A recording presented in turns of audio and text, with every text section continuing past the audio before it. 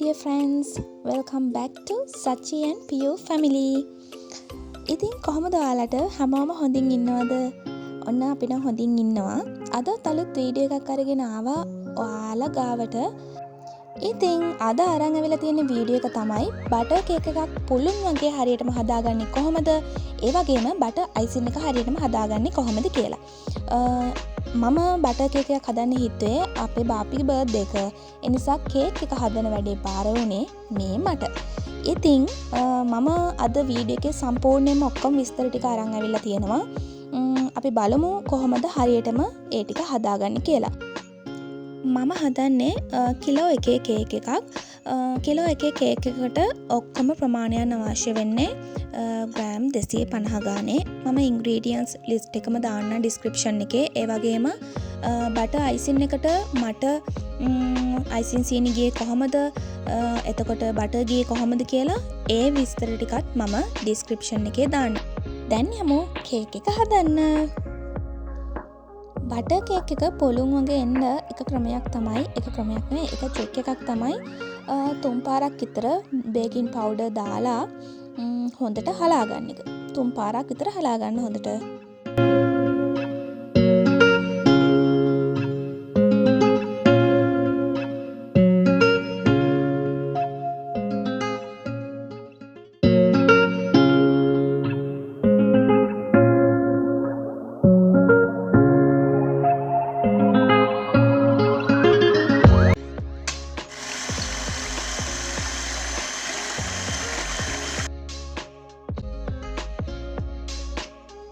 බිත්තර ටික බීට් කරන අතරතුර ඒකටම සීනි ටික ටික දාලා හොඳට බීට් කරගන්න.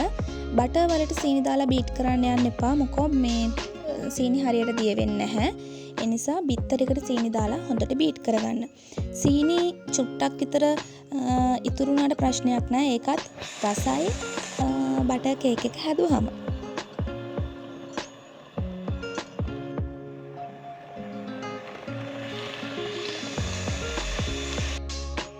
ඔයාලට පේනවනේ ඔය ටෙක්ස්චර් එක එන්න කල්ම බීට් කරගන්න හොඳට. දැන් බටර් ටිකක් බීට් කරගමු හොඳට.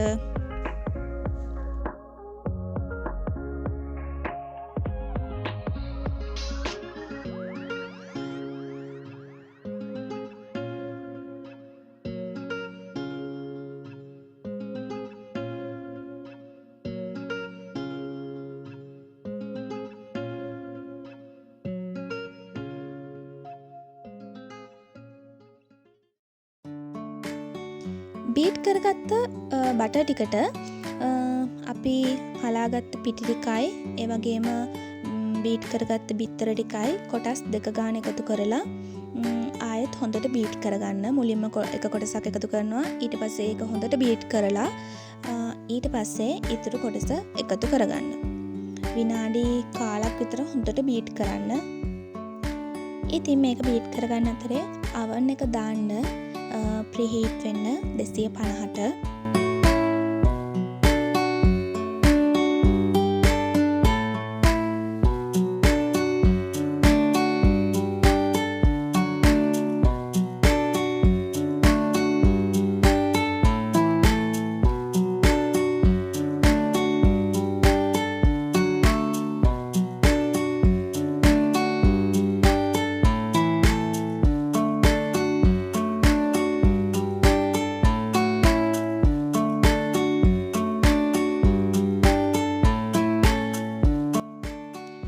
පෝලින් ට්‍රේ එකක් අරගෙන හොඳට බේක් වුණ කේක් එක නිමෙන්න අයිසින් කරන්න කලින් නිමෙන්න ඕනනේ. ඒ නිසා නිමෙන්න තියාගන්න.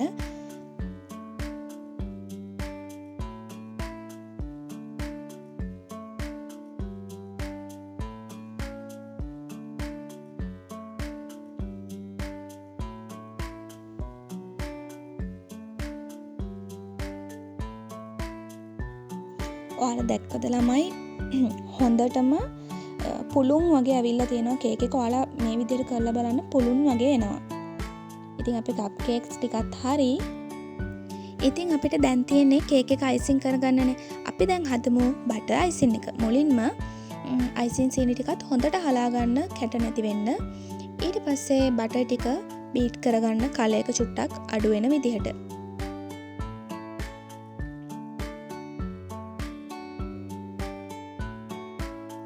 ඊට පස්සේ මම icing සීනි මේ විදිහට ටික ටික එකතු කරගන්නවා.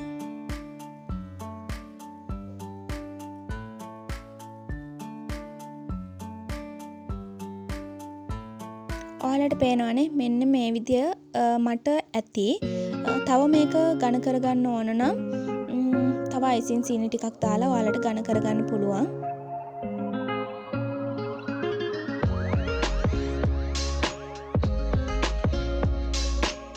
දැන් අපි කේක් එක ලස්සන කරගන්න යමු. එහෙනම් බලන්නකෝ මම කොහොමද කේක් එක ලස්සනට හදාගත්තේ කියලා.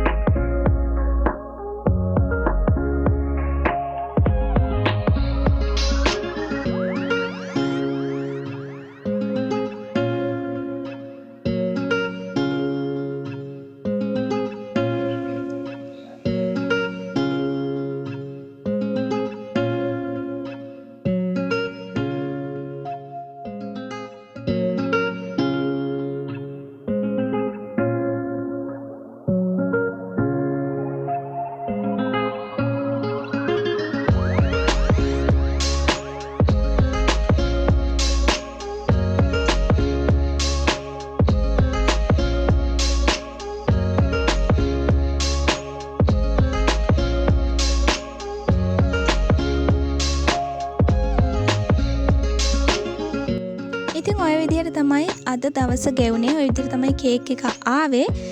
ලස්සනයිද කියලා කමෙන්ට් එකක් දාන්න.